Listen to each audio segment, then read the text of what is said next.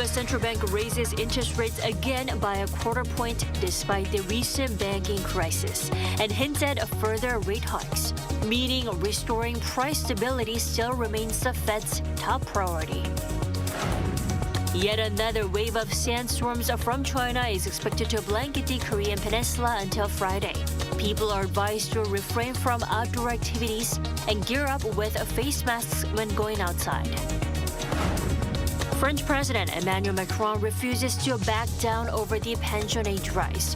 The defiant leader wants the pension bill plan implemented by end of the year, even if it means bearing unpopularity. We begin in the U.S. this morning. The central bank raises interest rates again by a quarter point despite the recent banking crisis and hints at further rate hikes, meaning restoring price stability still remains the Fed's top priority. Our Lee Dae-hyun starts us off. The U.S. Federal Reserve takes another baby step. The central bank on Wednesday raised its short-term borrowing rate by 0.25 percentage points as they continue efforts to bring down inflation. This comes despite concerns that previous rate increases helped trigger the nation's banking crisis. The rate hike brings the Fed's policy rate to the 4.75% to 5% range, the highest since October 2007. The Fed pointed to modest growth in spending and production as one of the reasons for imposing another hike. It also added that an unemployment rate has remained low amid job gains in recent months, while inflation remains elevated. The Fed also rejected concerns about the financial system, saying that the U.S. banking system is sound and resilient. We will continue to closely monitor conditions in the banking system and are prepared to use all of our tools as needed to keep it safe and sound. In addition, we are committed to learning the lessons from this episode and to work to prevent events like this from happening again. As banks rely on a central source of capital, the rapid rise in interest rates tanked the value of bonds held by Silicon Valley Bank, causing the bank's failure. Because of this, there have been speculation from some experts that the central bank might not impose another rate hike following global concerns about bank stability. The Fed has been pushing on with its aggressive campaign to tame inflation, raising the rate by 75 basis points 4 times in a row last year. Although hikes had slowed down last December and February, analysts prior to the SVB crisis had suggested the need for another giant step as inflation once again crept up and a boost in employment figures. But once SVB collapsed, experts say this 25 basis points increase is a middle ground decision for the Fed. The central bank meanwhile left the door open for further rate increases, noting that additional policy firming may be appropriate to lower inflation to the Fed's 2% target. Policymakers expect rates to tick higher this year, with the benchmark rate peaking at 5.1% by the end of 2023. Lee Dae-hyun, Arirang News. Yet another wave of sandstorms from China is expected to blanket the Korean peninsula until Friday. People are advised to refrain from outdoor activities and gear up with face masks when going outside. Our Lee Seung-ja has more. A cloud of dust covers the Chinese capital city of Beijing. Drivers turned on their headlights even during the day, and people are wearing their face masks throughout the city. On Wednesday, the air quality in Beijing reached hazardous levels, with the main pollutant being fine dust. And it didn't help that China is also experiencing the worst yellow dust of the year, originating from the Gobi Desert. Starting Thursday, that yellow dust is headed to South Korea. With northwest winds carrying the yellow dust, Incheon and Gyeonggi-do province are under a yellow dust advisory. The Ministry of the Environment on Wednesday issued an advisory at attention, the lowest of 4 levels. High levels of yellow dust are expected to hit Seoul, North Chungcheong-do province, and Jeollabuk-do province by Thursday afternoon, with Jeollanam-do and Gangwon-do provinces expected to be hit with the yellow dust by evening. Prime Minister Han Duck-soo called on relevant ministries to make sure measures are put in place to protect people in the country. He also called on the people to check that windows are closed properly and refrain from any outdoor activities. Elderly citizens are especially asked to stay indoors. Experts say with factories in China in full operation after the lifting of its zero-COVID policy, high concentrations of heavy metal could be brought in along with the yellow dust. Lee Seung-jae, Arirang News. Now, on to the north. Pyongyang launched more missiles on Wednesday, this time cruise missiles. They came just a day before the joint drills between Seoul and Washington come to an end. Our Kim Mo-kyun tells us more. South Korea's Joint Chiefs of Staff says that North Korea begun firing several cruise missiles from its Hamhung area at around 10:15 a.m. on Wednesday. Authorities are analyzing further details, while sources say there were likely long-range strategic cruise missiles, also known as the North's version of Washington's Tomahawk. Wednesday's launch comes amid Seoul and Washington's combined Freedom Shield exercise, as well as the concurrent field training exercise called the Warrior Shield. The launches are seen as an act of protest by the North. Following the launch, Seoul's military said through a press release that it will successfully wrap up the Freedom Shield and continue to carry out the Warrior Shield in a high-intensity manner. It also added that the military has been on close watch of the regime and its movements, though they cannot reveal all the details. The latest launch also comes just 3 days after North Korea fired a short-range ballistic missile into the East Sea during what it claimed to be tactical nuclear counterattack drills. Pundits are now on the watch for further provocative actions from Pyongyang as the joint 11-day Freedom Shield exercise is set to end on Thursday. Kim Mo-kyun, Arirang News.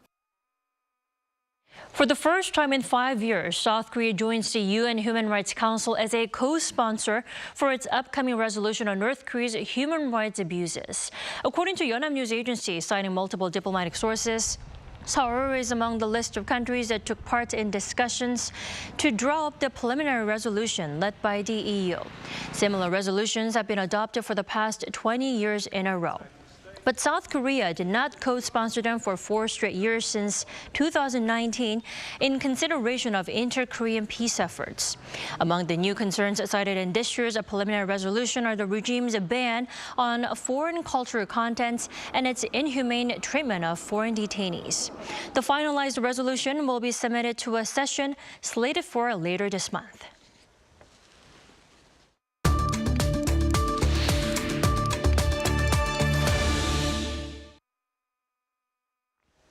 The U.S. Fed has lifted its key interest rate to the 4.75% to 5% range.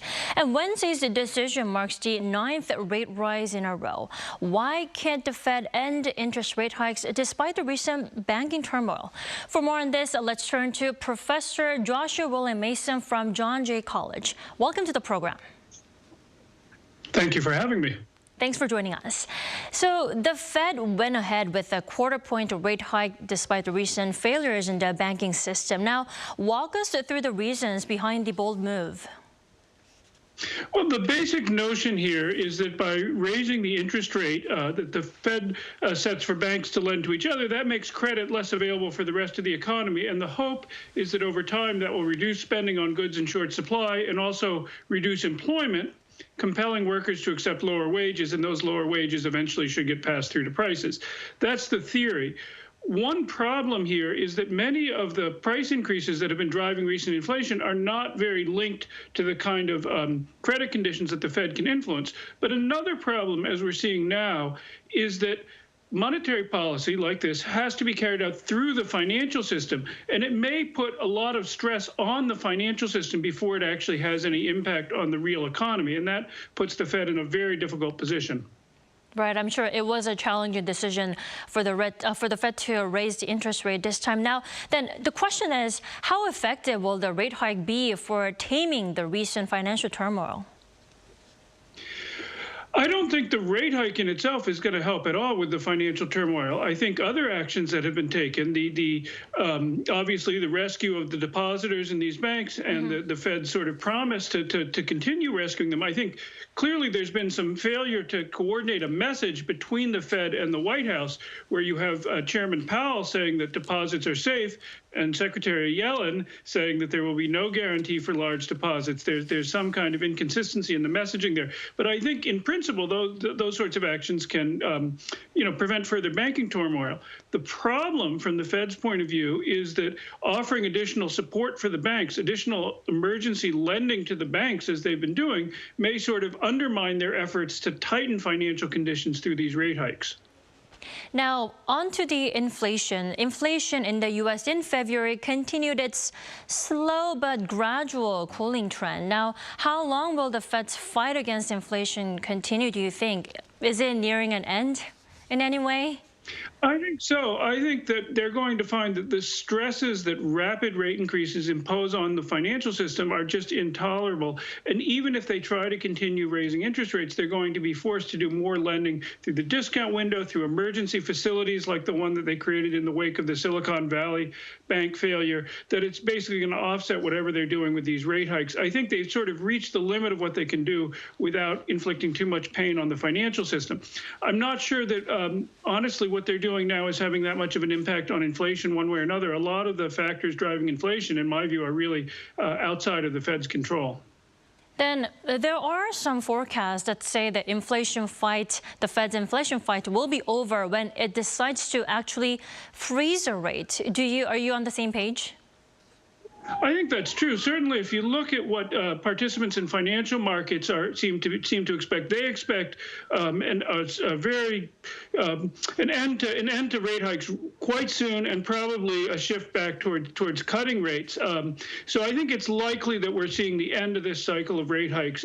Hopefully, we're also seeing an end to inflation. But I think to some extent the Fed's hands are tied, even if inflation remains high. I don't think they're going to be able to continue raising rates in the way that they have been.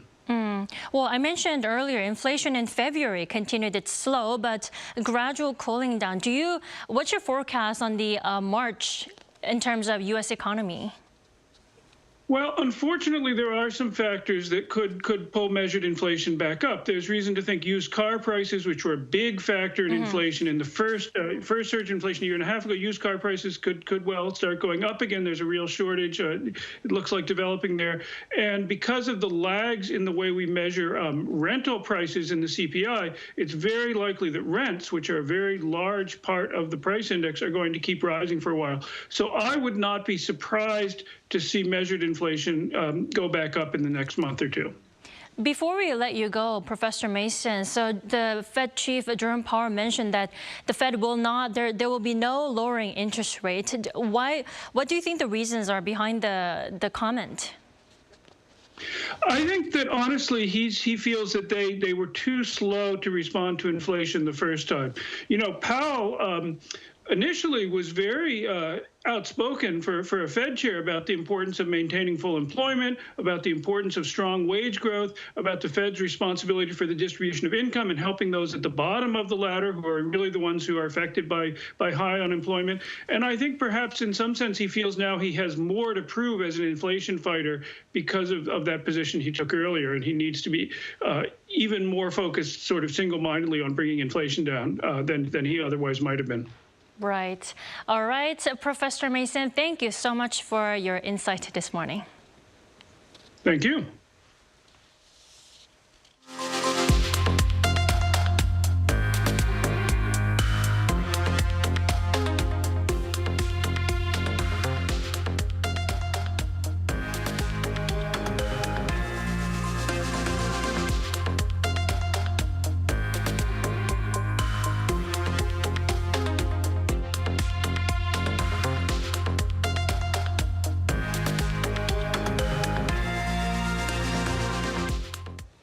Over in France, French President Emmanuel Macron refuses to back down over the pension age rise. Now, the defiant leader wants the pension bill plan implemented by the end of the year, regardless of how unpopular he is. Our Kim Do-yeon with the report. In Paris, some streets are in flames as protesters on Wednesday ramp up their show of discontent over pension reforms. This is a response to French President Emmanuel Macron saying that he's adamant about raising the country's retirement age from 62 to 64 by the year 2030, despite the public anger. As I speak to you right now, do you think I enjoyed doing this reform? No. Do you think I could have done the same as many others before me and swept the dust under the rug? Yes, maybe. But the reality is today there's one thing I regret. It's that we weren't able to inform of the constraints and more specifically the need to undergo this reform. While the protests were largely peaceful when President Macron first proposed the plan, but following his decision to push the bill through without a parliamentary vote last week and subsequently surviving 2 no-confidence votes, the situation in parts of the country has gone downhill. And Macron on Wednesday faced the cameras for the first time since then, where he said he understood the public's anger but condemned violent protests. But above all, he made it clear that the system has to be changed. When I entered into my working life, there were 10 million retirees. Now there are 17 million. In the 2030s, there will be 20 million. Do you think that we can continue with the same laws? The bill is now in the hands of the French Constitutional Council or the country's constitutional court. The judges will be looking into the law over the coming weeks, and it can only be passed with their approval. Macron says the bill needs to be enacted before the end of the year. In the meantime, French unions have announced more protests and called for people to join in.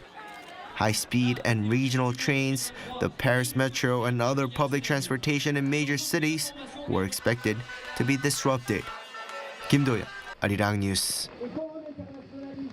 Just a day after Chinese President Xi Jinping concluded his trip to Russia for what he called peace talks, a Russian drone strike hit a high school in Kyiv region, killing 4 and injuring 7 others. According to Ukraine's State Emergency Service, Wednesday's drone attack also partially destroyed 2 floors used as a residence for high school students. Russia also conducted drone strikes in other regions of Ukraine overnight, hitting an apartment complex in Zaporizhia, where several more people were killed. And the attacks came just a day after Russia accused Ukraine of drone attacks on Russian territory.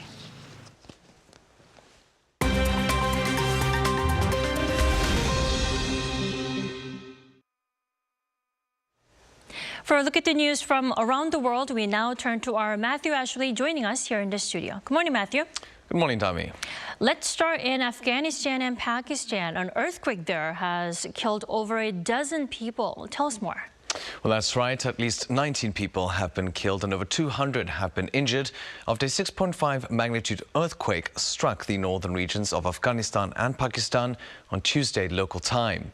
Now, at least 10 of those who died were in Afghanistan, and the total death toll is expected to rise as rescue teams in both countries work to find survivors.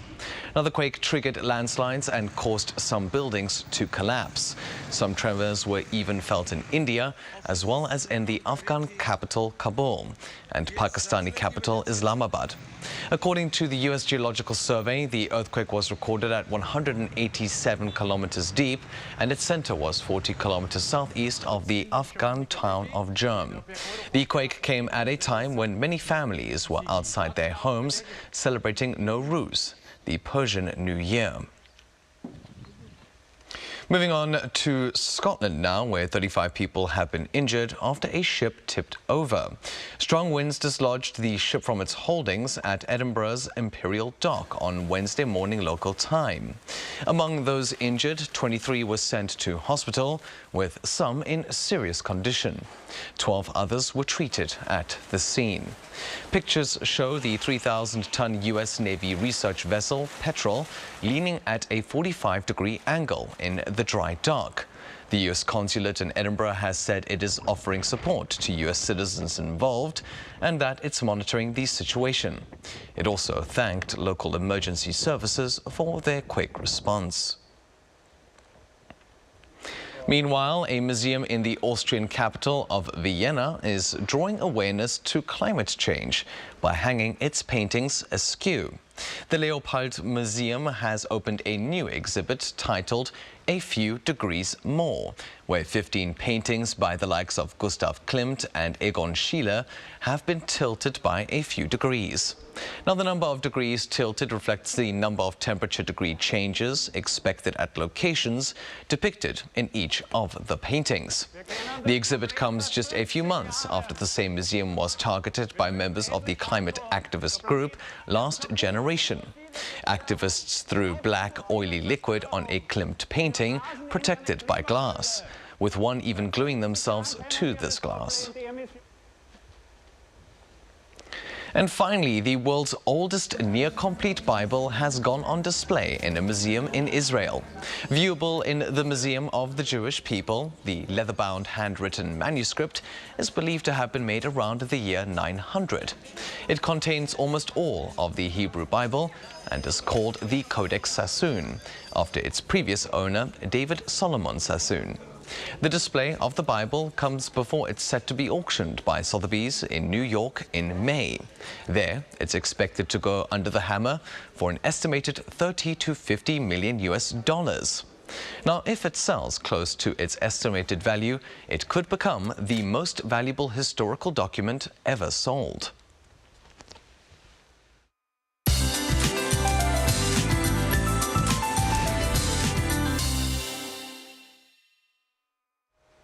Good morning. Have an umbrella handy. The much anticipated rain that spread nationwide overnight is still dropping showers in most parts of Korea. Well, rain has already stopped in the capital region and will let up gradually elsewhere this afternoon. The south coast is seeing heavier rainfall this hour. Coastlines along Gyeongsang-do provinces could see up to 40 millimeters of rainfall today. But thanks to the showers, air quality is normal for now. But after the rain goes away, yellow dust will blow in, boosting air quality to very bad levels again. The capital and Chungcheong-namdo province will see severe levels from this afternoon. Temperature-wise, Seoul saw the record-breaking March warmth yesterday at 25.1 degrees Celsius. The temperature stays on the warmer side today at 22 degrees in the capital, but dropping to the upper teens in certain parts of the country. Now, cold northwesterly winds will bring down the temperatures to near norms. Then typical spring weather is in the forecast with wide gaps in readings. That's Korea for you, and here's a look at the international weather conditions.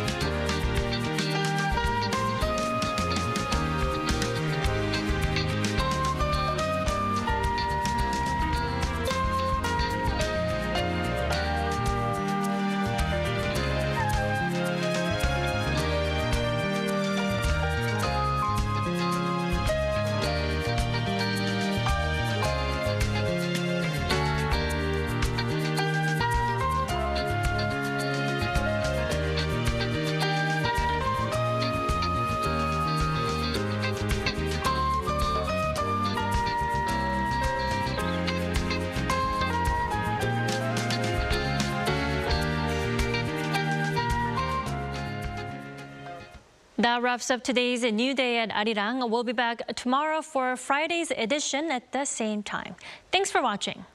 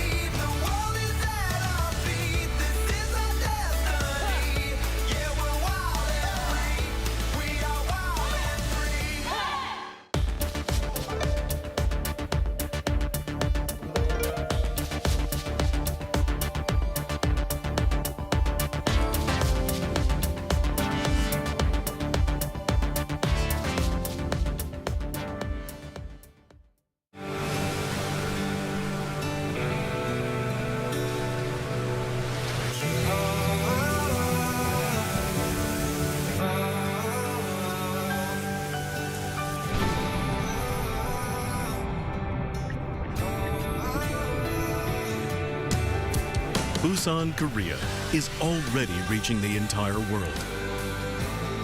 Like ocean waves that travel far and wide.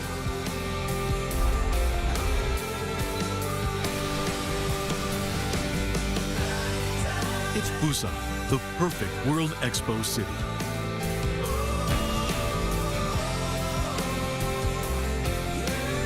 Transforming our world, navigating toward a better future.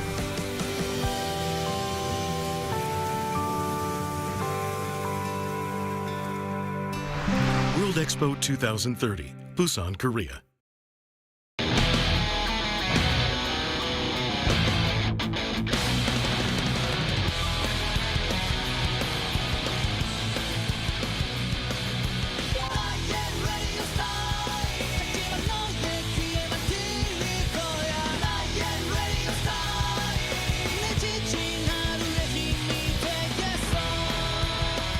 Join Ashley for a treat for the eyes and ears.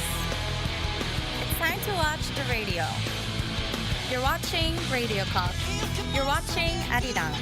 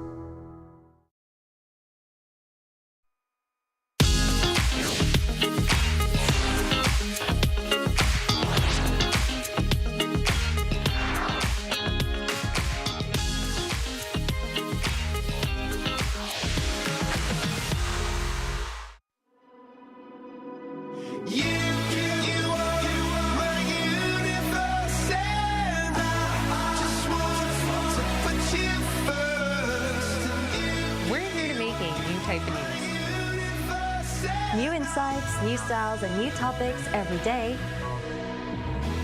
We are News Generation. Making news just for you. It's March 23rd here in Seoul. I'm Shin-Yun, and this is News Generation, where we make the news at Arirang's very own open studio. Every morning, we'll discuss the top issues and latest current affairs affecting people in their 20s and 30s. Joining me in the studio is Choi Ji-hee. Good morning, Yun. And Cheska Daino. Happy morning, everyone. Happy morning. Now, both are here to speak on behalf of those in their 20s and 30s. Now, we'll first start with our news feed. Every day, we make a news feed that covers different hashtags and news items that have been trending on social media over the past 24 hours.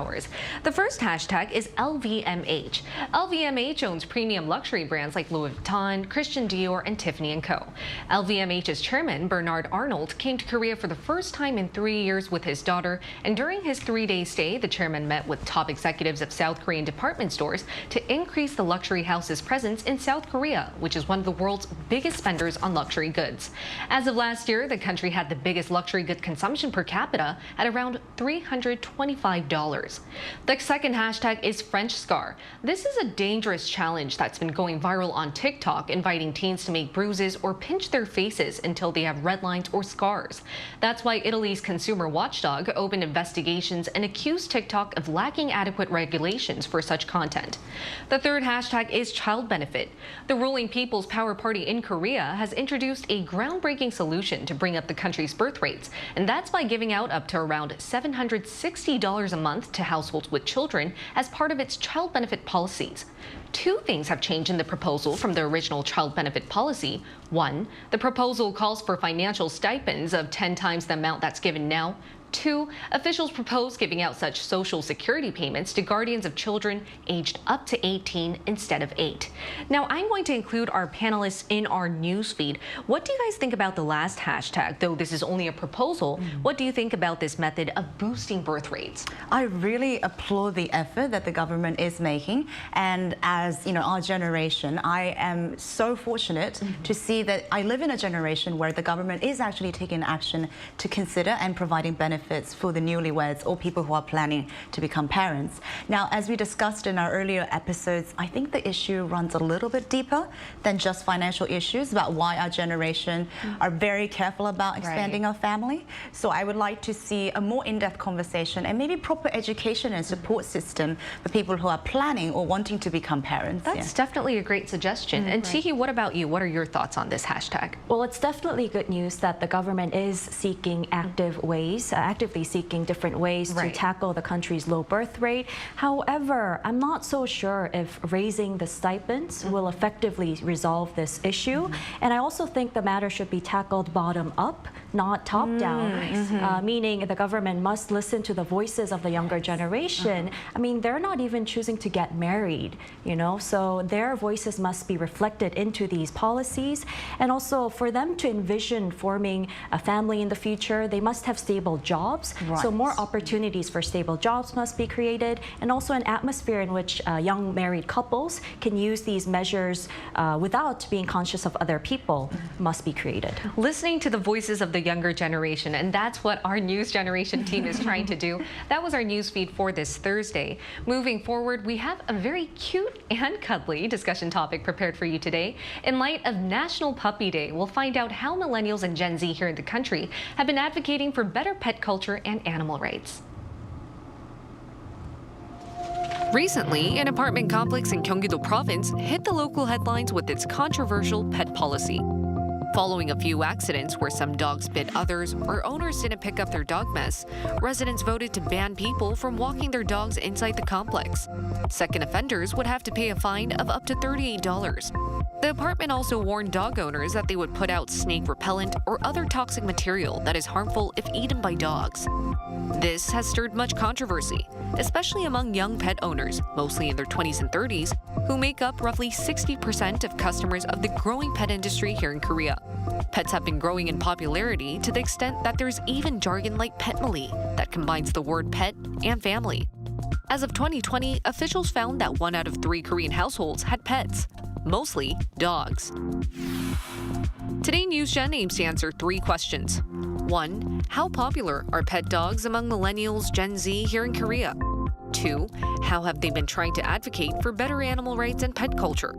3. What are some areas of improvement? Which country can South Korea refer to for better animal welfare policies?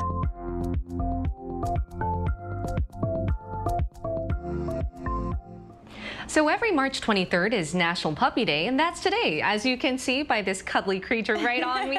Francesca, first explain how this day came to be and how it's celebrated here in Korea. So it started in 2006 by animal advocate Colleen Page, and there is a National Cat Day too, so hold your breath, cat lovers. It's coming very soon in August. But this day is obviously to celebrate the cuddly, big-eyed, chubby-cheeked animals, but also important is to raise awareness on animal cruelty, abandonment, and dog mills. Right. So some of the suggested activities that I found is called pet plogging, which is 2 activities with 1 dog. That's really nice. Yes, so you walk your dog, but you also pick up trash and also have fun with your dog. And if you don't own one like myself, you can always go to a shelter or even spend a day at a dog cafe and immerse yourself in dog therapy. Right, so it's quality time with your pet dog whilst helping the environment. Exactly, isn't that great? That's awesome. And like the slogan says, do you guys have any dogs you rescued, adopted, or at least love? Well, I have a lovely dog I adopted 17 years ago in Thailand. Her name is Chedi, with Che as her last name as well, just like myself. And she's a Maltese-poo. She is a mixed breed of Maltese and toy poodle. That's her. She's adorable. How old is she in that? She's 18. Well, there she's about 16. Yes, that was 2 years ago because she's turning 18 this year. So cute. We adopted her from our neighbor back in Bangkok, where I grew up. She was 8 months old when my family first met her. In fact, my brother was the first to meet her at our neighbor's place. And the first time he saw her, he begged our mom to take her home and raise her. And I've been giving her my love for the past 17 years. And she's been my best friend and companion throughout this time. I love her so much. I can tell. Yes, that I really want to give some years of my longevity to her, really. Oh my God. I totally feel you. And I couldn't... you have pet dogs as well, Yeon, right? I actually do. I have 3 siblings in total. One, my sister, my human sister, Yejin. who you're not very interested in. And then 2, my adorable pet dogs, Yebong and Yesong. They're Maltese. And that's why I couldn't take my eyes off the screen, because Chedi reminded me of my Yebong and Yesong. And I feel like one day to us is like a week for them. So depending on how I treat them in that day, their week would change, right? Absolutely. So my heart goes out to all the dog owners out there who want to give a little bit of their life for their dogs. Now, what about you, Cheska? Do you have any dogs you either rescued, adopted, or love? I'm just still trying to get over the fact that when you talked about your sister and your face suddenly changed when you talked about your puppy. I love you, Clara. I love my sister too. But anywho, yeah. But I am the best dog aunt you can ever find. I beg my friends like you, when they have a dog, I would love to babysit. But I made a very difficult and unwavering decision quite some time ago not to have one. Why not? So I visited a dog shelter once, and when I walked in, I could honestly feel the pain that the dogs felt when they were abandoned, and also, you know, the cause that was caused by people's irresponsibility. And I realized that my lifestyle and career is probably not fit to have an animal, and I don't know if I can bear the sadness when it's time to let them go. So that's definitely a lot of concern, especially with the growing number of youngsters here in Korea having pets. So how far have we come when it comes to our pet culture, Jihi? Right, so the number of people with pets or pet dogs has reached over 10 million now. Wow. And this is in particular for the younger generation like ourselves. People are trying to educate themselves better, to understand these lovely creatures better, and to live with them in harmony. And as a dog owner myself, I've also visited or went to one of the lectures of Kang Hyuk-woo. He's a famous dog expert here in Korea. And it's not just me. Many younger generation, there seems to be a change in social perception towards raising dogs, and educational TV programs as well are gaining much more popularity, and people are opting to adopt and rescue dogs from the shelters a lot more. But as we can see on the screen, the proportion of adopted dogs still needs to be higher. The graph shows where people in South Korea get their pet dogs from. Most get them from friends, family, or relatives, accounting for 52.7%, and 39% have bought their dogs from pet shops, which is not very recommended, and only around 7% have been adopted. And this statistics, as you can see, is based on data from 2017 and 2018, but the number of adopted dogs remains lower than other means. But we know that moves to encourage dog adoption and rescuing them is definitely on the rise here in the country. I see. But also, I wanted to mention, we must also note that as more people are raising dogs, issues including animal cruelty is also becoming an issue. Yes, that we must also be aware of. I think that's a really good segue into my next question because I wanted to ask you about the areas of improvement that we still need to see in terms of our pet culture. Absolutely. So as Chi very rightly mentioned, I think animal cruelty is definitely a big issue, and especially for our generation because of our, I think, heightened sense of morale and responsibility for issues like, global health and our mental health, as well as animal rights. Right. So especially through media, we get a lot of information about, investigative reports on dog bills, animal cruelty, animal testing too is another big issue. So I think there's a lot that is going on that we need to pay attention to. And especially I've read reports that during COVID, there have been a high number of adoptions/purchasing of pet. However, after COVID, that number has also equated to a huge rise in abandonment as their life started to pick pace and they have to, go back to jobs. So I think the responsibility issue is a big thing, as well as education, as Chihi mentioned. I love dogs, but I think people's security and privacy must be secured. Definitely. As we talked about in the VCR. So I think proper education is needed, and fair punishment to owners who can't be responsible must also be delegated. I think having a dog is like having a new member of the family. It requires a lot of responsibility, not to mention etiquette, right? Absolutely. Because there's still a lot of people who don't have pets here in Korea. Right. That might not be familiar or even afraid of what we consider our lovely siblings. Exactly. Now, we're going to include a fellow animal lover in our discussion, but we'll be right back after this.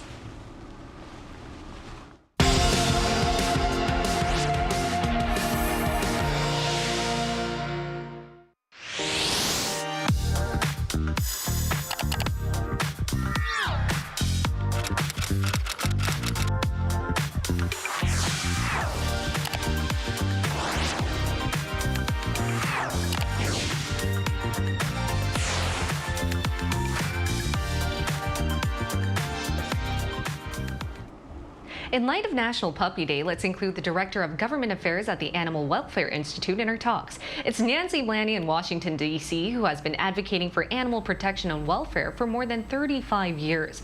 Now, Nancy has been working with many federal and state legislators and interest groups to improve animal welfare. She's also been working for the prosecution of animal cruelty crimes, also to raise public awareness of the relationship between animal abuse and other forms of violence. It's such a pleasure to have you with us, Nancy. Thank you. Thank you all. And Chetty is adorable. Oh, thank you. All right. So, Nancy, the slogan of National Puppy Day, which is today, is love, rescue, and adopt. Now, what is this day trying to promote, and how is it celebrated in the United States? Very much as it's celebrated there. And I was just so touched and amazed by your discussion, because you've touched on all of the things that we talk about here. But really what Puppy Day is about is bringing awareness to puppy mills. I don't know how much of a problem that is for you, but it's a huge problem here in the U.S. And these are breeders who just breed dogs constantly. The conditions are terrible.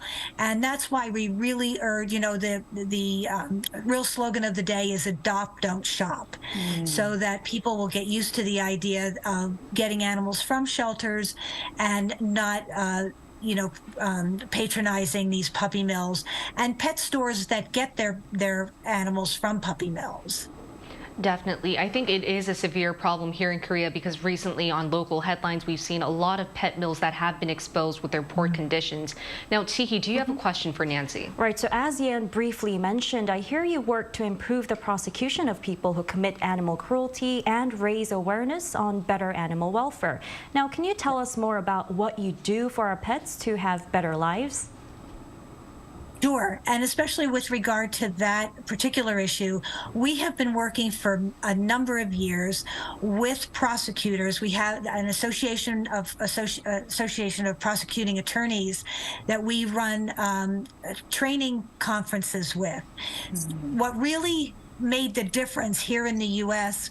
was getting prosecutors to understand that not only is animal cruelty a violent crime in and of itself, but as you alluded to earlier, that link with other human violence, that so many individuals who go on to hurt people have hurt animals first.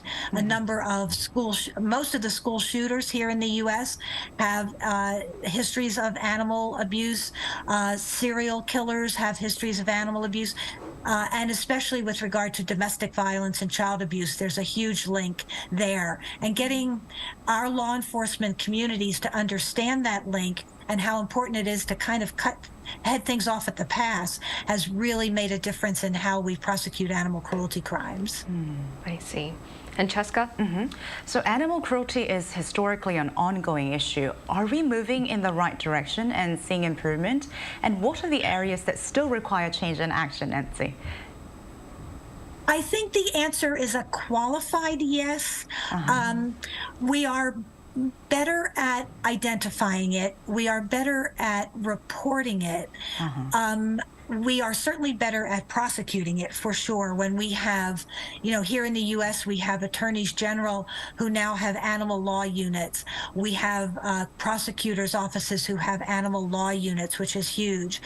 But we also still have a way to go with making people understand that there are certain things that are just not a good treatment of animals, and getting that education out there so that you get a better owner of a dog, that really makes a difference. And as you were talking too about that sort of etiquette around dog ownership is so important, because if you have people who are not training their animals well, that makes their neighbors unhappy. Right. That's where you get sometimes people who will poison animals. So it really helps that the dog owner has to be a good neighbor too.